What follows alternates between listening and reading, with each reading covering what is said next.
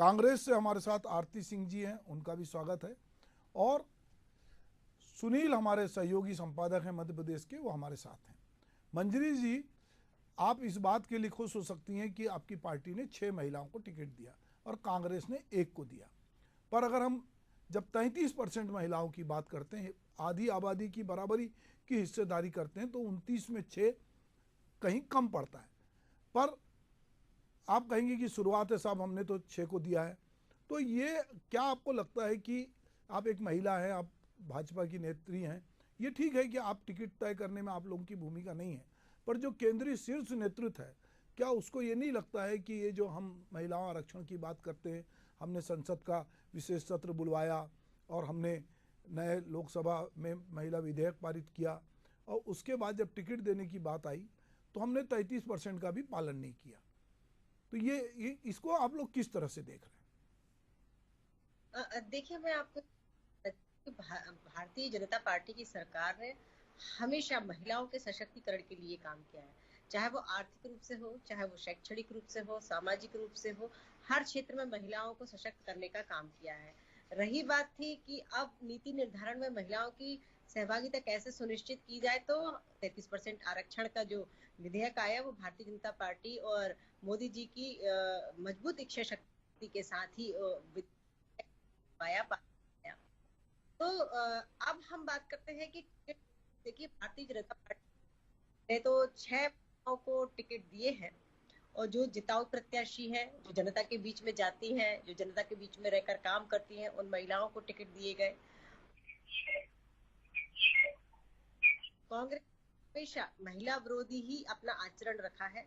उनके नेताओं के बयान के बारे में भी चर्चा करना चाहूंगी कि जिस तरीके से दिग्विजय सिंह जी के जो अभद्र टिप्पणी महिलाओं के ऊपर की गई थी, कमलनाथ जी ने अभद्र टिप्पणी की, और हम ज्यादा दूर ना जाए तो अभी अभी सुरजेवाला जी का जो बयान आया हेमा मालिनी जी के लिए, वो भी एक बड़ा शर्मनाक बयान आया। और तो और पुरुष वर्ग तो करते ही हैं, इनकी महिला नेत्रियां, चाहे वो रेणुका चौधरी हो, चाहे वो सुप्रिया श्रीनेत हो, उन्होंने भी कंगना रनौत के बारे में जिस तरीके की भाषा शैली का उपयोग किया, तो मैं समझती हूँ कि हमेशा से महिलाओं को कम नापते हैं ये लोग। और कभी मैं वो शब्द भी उपयोग नहीं कर सकती हूँ, जैसे सज्जन सिंह वर्मा जी का बयान आया। ऐसी बहुत बड़ी लिस्ट है जो कांग्रेस के नेताओं ने हमेशा महिलाओं को इंगित करते हुए गलत शब्दावली का उपयोग किया, अभद्र टिप्पणी की है। तो ये महिला विरोधी इनकी मानसिकता है। लेकिन भारतीय जनता पार्टी के नेता और पार्टी हमेशा शक्ति का वंदन करती रही। अभी राहुल गांधी जी का ताजा बयान है कि उन्होंने शक्ति का विरोध किया। हम जहां नारी शक्ति वंदन विधेयक लेकर आ रहे हैं, नारी को सम्मान देने का काम कर रहे हैं, हमारे प्रधानमंत्री जी नारी को पूजते हैं।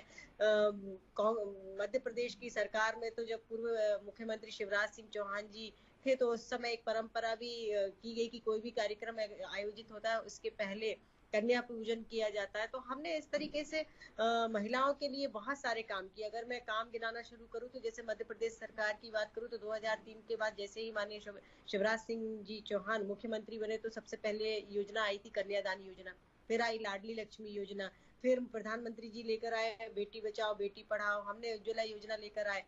और सबसे बड़ी बात देखिए, सबसे ज्यादा शासन इस देश के अंदर कांग्रेस ने किया, लेकिन महिलाओं की एक मूलभूत जो सुविधा उनको देना चाहिए थी, जो आवश्यकता थी उनके सम्मान के लिए, शौचालय जैसी सुविधा भी कांग्रेस 55-60 साल के राज्य में नहीं दे पाई थी, जो कि भारतीय जनता पार्टी की सरकार ने और मोदी जी ने दी।